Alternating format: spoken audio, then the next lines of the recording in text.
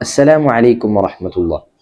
പരിശുദ്ധ ഇസ്ലാമിൻ്റെ യഥാർത്ഥ വഴിയെയും കഴിഞ്ഞ നൂറ്റാണ്ടുകളിൽ ജീവിച്ചിരുന്ന സത്യസന്ധരും പർവ്വത സമാനരുമായ ഉലമാഇനെയുമൊക്കെ തള്ളിപ്പറഞ്ഞുകൊണ്ട് സ്വന്തമായി ഖുർആനും ഹദീസും ദുർവ്യാഖ്യാനം ചെയ്ത് ജനങ്ങളെ വഴിപിഴപ്പിക്കുന്ന വഹാബി പണ്ഡിതരുടെ ഇൽമിന്റെ നിലവാരത്തെ നമുക്കൊന്ന് കാണാം.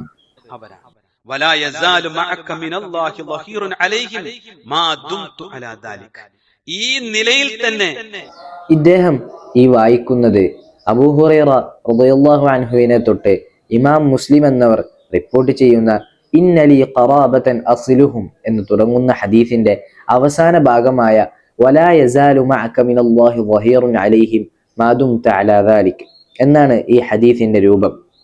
എന്നാൽ ഇവിടെ വായിക്കപ്പെട്ടിട്ടുള്ളത് മാ ദുംതു എന്നാണ്. ഇവിടെ വായിക്കേണ്ടിയത് മാ ദുംത എന്നുമാണ്.